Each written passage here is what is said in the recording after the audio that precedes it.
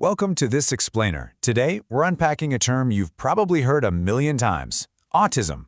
We hear it all the time in our daily lives, but the reality of what it actually means to live on the spectrum? Well, it is incredibly nuanced. So we're going to dive straight into the clinical realities and specific traits from our source material to decode this complex condition step by step.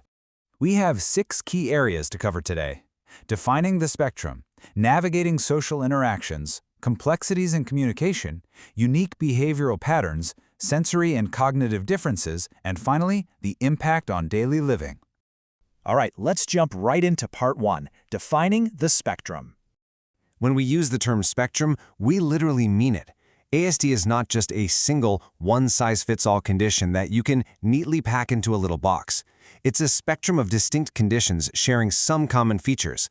2 people on the spectrum might experience the world in completely different ways, even though they share the same overarching diagnosis. Because it's such a wide umbrella, you've probably heard a whole mix of related clinical terms over the years. We're talking about labels like pervasive developmental disorder, Asperger's syndrome, or high-functioning autism. Recognizing these historical terms really helps wrap our heads around just how incredibly diverse this diagnosis actually is. Moving on to part 2, navigating social interactions. Socializing is usually where these differences first pop up. Think about a typical conversation. It's this natural back and forth, right? A shared give and take. But the autism experience, it often leans towards solo, highly introspective enjoyment. Someone on the spectrum might struggle with that typical social reciprocity, meaning they don't always tune into the shared achievements or the feelings of the people around them. And this extends right down to the fundamental building blocks of how we connect. Things we might totally take for granted, like maintaining eye contact or reading a subtle facial expression, can feel like trying to decode a foreign language.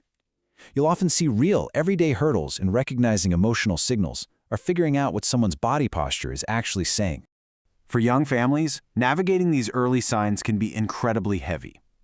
Imagine playing peekaboo with a baby. You expect that automatic, contagious giggle, right? Well, a baby on the spectrum might not react at all, or they might actually pull away from a parent's comforting touch, finding it distressing rather than soothing. Which brings us to part 3, complexities in communication. Social and communication skills are deeply intertwined, so it makes total sense that those challenges spill over here. We see a massive range of traits. Some kids have a delay in talking, or might lack speech entirely.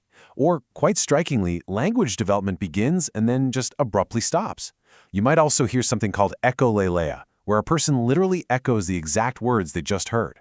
Plus, being a very concrete thinker makes things like sarcasm, innuendo, or certain types of humor incredibly hard to grasp.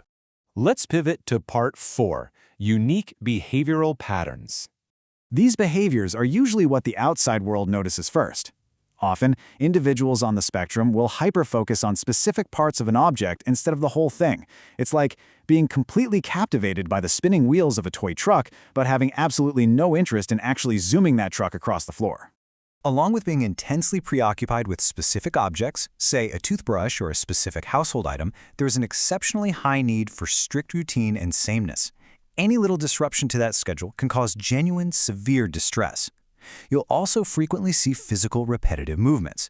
This can look like rocking back and forth, flapping arms and legs, or repetitively twirling and shaking things.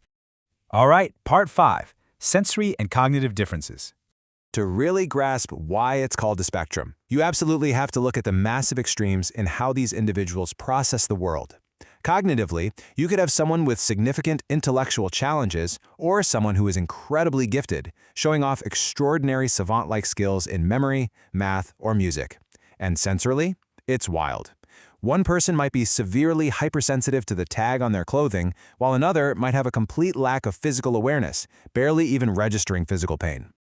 You know, it's also so important to remember that autism rarely exists in a vacuum. Features of ADHD pop up in a lot of folks on the spectrum. Add in anxiety and depression as frequent compounding factors, and you get a much more complex landscape when it comes to actually navigating and treating the disorder. Finally, let's look at part 6, the impact on daily living. So what does this actually mean for day-to-day life? Well, these traits inevitably interrupt everyday routines. Things like severe sleep disruptions are a chronic issue. Daily tasks like dressing and bathing can require continuous support.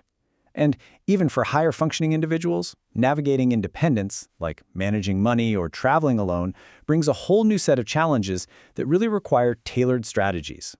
As we wrap up this explainer, we've seen that autism spectrum disorder is a deeply complex, beautifully varied condition that touches literally every aspect of a person's life. So the big question we're left with is this: how can you and I use this newfound understanding to better support and accommodate these incredible individuals in our communities, schools, and workplaces? Because at the end of the day, true understanding is the very first step toward genuine empathy.